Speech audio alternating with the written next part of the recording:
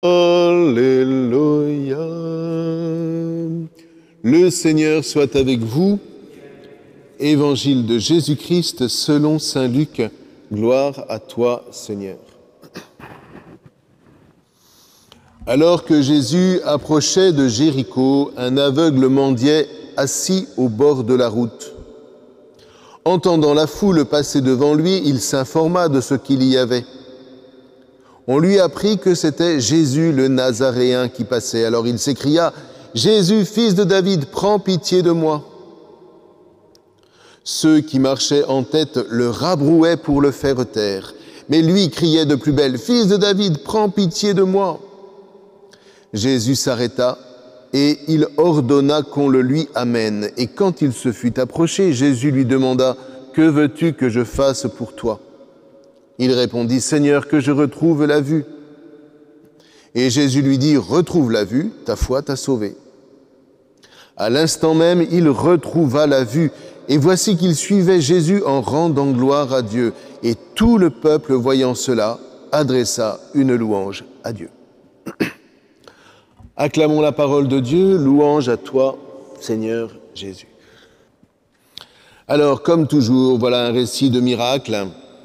Et quelquefois, quand on lit un peu rapidement, on se dit « Oh là là, Jésus était puissant, pourquoi il n'est pas aussi puissant aujourd'hui ?» Pourquoi est-ce qu'il ne fait plus de miracles? Mais il fait des miracles. Il fait des miracles à condition qu'on les attende, ces miracles, à condition que lorsqu'il nous pose la question « Que veux-tu que je fasse pour toi ?» nous sachions quoi lui répondre.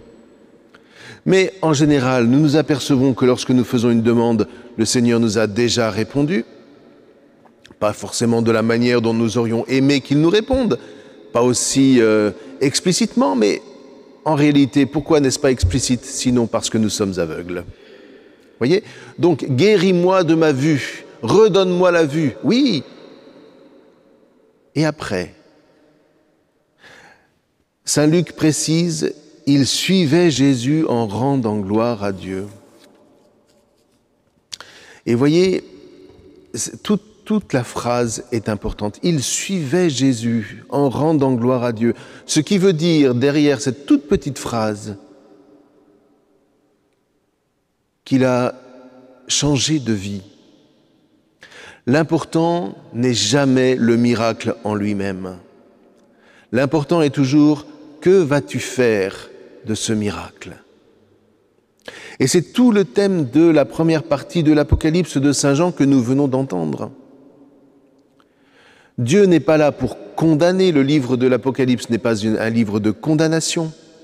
C'est un livre où nous est posée cette question essentielle qui résonne depuis une semaine déjà pour nous préparer au temps de l'Avent qui vient bientôt. Cette question est: puis-je avoir confiance en toi? Voici ce que j'ai fait pour toi. Et maintenant, tu dis que tu as foi en moi. Et moi, est-ce que je peux avoir foi en toi?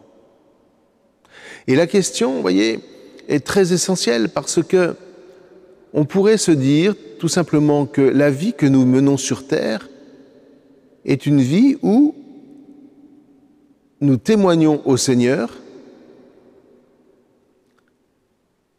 pour savoir si oui ou non, dans l'éternité, il pourra nous faire confiance. Qu'est-ce que faire confiance? Faire confiance, c'est quelque part tout simple, et tout est contenu dans la Torah, comme toujours, raison pour laquelle il faut la méditer, comme il était dit dans le psaume. Ne convoite pas, ne convoite rien. Hier, nous avons entendu l'évangile des talents. J'ai reçu 10 talents, ou 5 talents, voilà. Je ne les ai pas convoités pour les garder pour moi, je les ai fait fructifier pour te les rendre 2 fois plus beaux. Et vous avez entendu ce que répond le Maître? J'ai pu avoir foi en toi pour peu de choses, j'aurai foi en toi pour beaucoup. Alors entre dans le royaume, entre dans la joie de ton Maître, puisque tu m'as montré que je pouvais avoir confiance en toi. Et tous les reproches de la première partie de l'Apocalypse de Saint Jean, c'est ça. Regarde ce que j'ai fait pour toi. Et aujourd'hui, je ne peux toujours pas te faire confiance. Comment pourrais-je te faire confiance si tu veux entrer dans la vie éternelle? Comment pourrais-je te faire confiance dans le royaume si je ne peux pas te faire confiance ici? Toute la Bible ne pose que cette question. Vous voyez, Dieu libère son peuple d'Égypte, et après, le grand miracle a eu lieu, donc on peut avoir foi en Dieu. Mais tout le reste qui occupe les 98% de la Torah, c'est Dieu qui pose la question, puis-je avoir confiance en toi, ô mon peuple? Et il faudra des siècles et des siècles, et des générations, pour que peu à peu, Israël sorte de son aveuglement et puisse répondre au Seigneur, « Seigneur, aie foi en moi ». Alors cette question, grâce à Jésus, pourra se répandre à travers le monde entier, s'étendre aux nations, aux païens. Voilà que je suis mort pour vous sur la croix, je vous demande de le célébrer, d'en faire mémoire, au moins tous les dimanches. Faites ceci en mémoire de moi.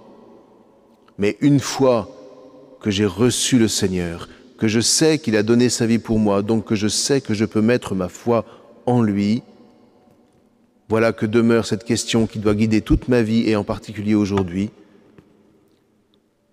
de la part du Seigneur. Montre-moi que je peux avoir confiance en toi. Amen.